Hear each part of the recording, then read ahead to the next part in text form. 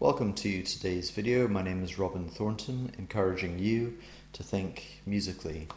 And what I mean by that is that with a master's degree in composition, what I bring to teaching is a look at the analysis, the structure of music, helping you to read better, therefore perform better, helping you with your composition and with your musicology. Today's video is going to be on Down by the Salley Gardens, and actually it opens with two things that I want to pick out. I'm not going to photocopy the music and show you on the screen because that's illegal and I wouldn't want to do that. The other thing is that, so if you have your own music, then follow along with this. But the other thing that I can show you with this is that it opens with some diamond-headed notes, and it's asking you to put your fingers down on the C, the G, and the A silently.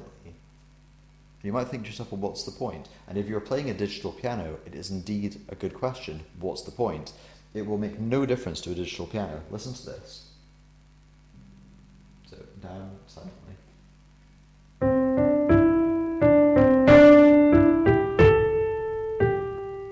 And here it is without that.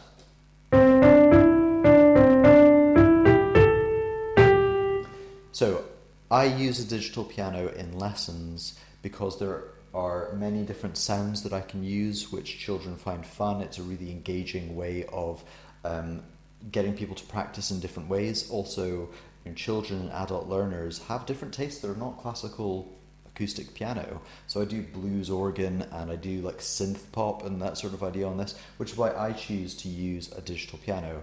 I have a 4th generation teak upright grand just kind of through that wall over there in my living room. It's beautiful, it's a beautiful piano, but this one's much more useful for lessons.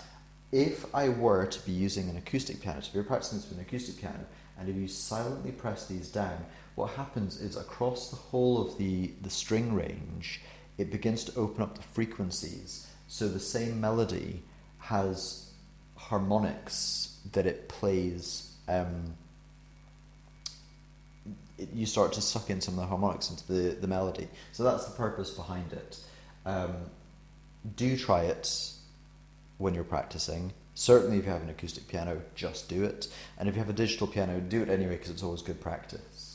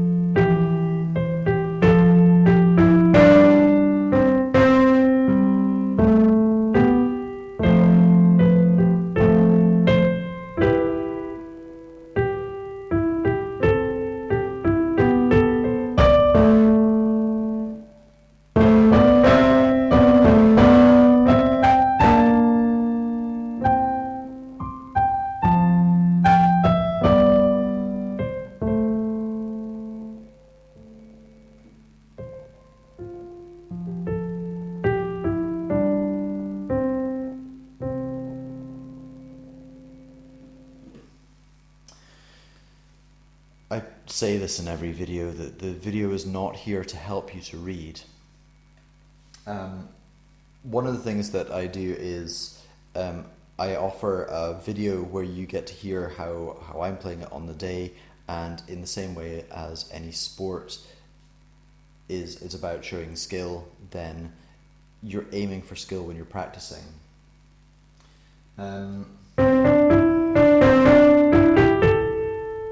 Don't just hack through the notes. Then the same theme comes back in.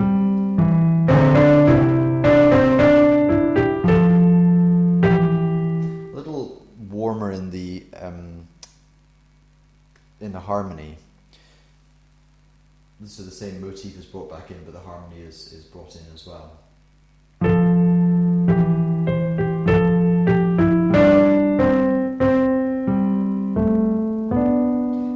Busier as you go through the piece.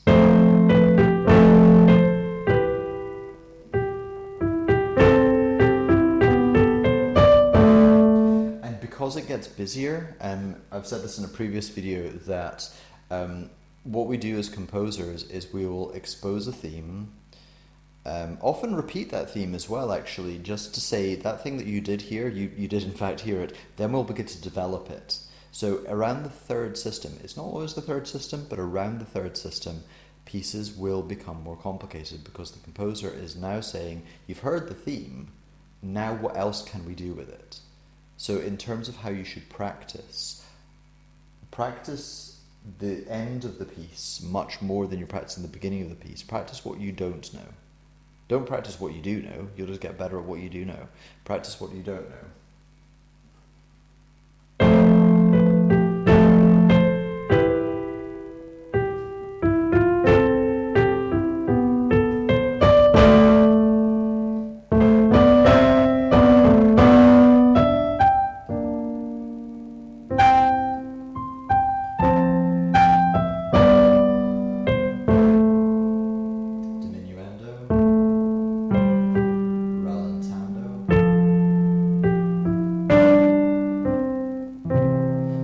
One more time, but just calling out what some of the things are that I'm seeing. Silence, piano, cantabile, singing style.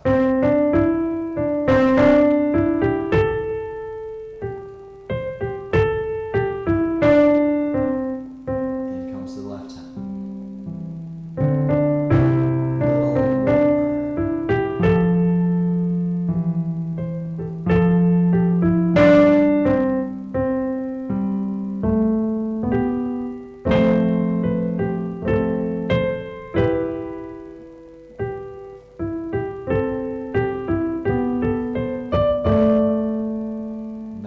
Piano through here.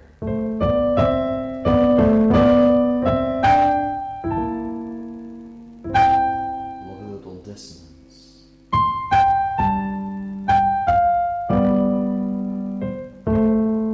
Diminuendo. Rallentando. And ending piano. Enjoy your practice, and I will see you in the next video.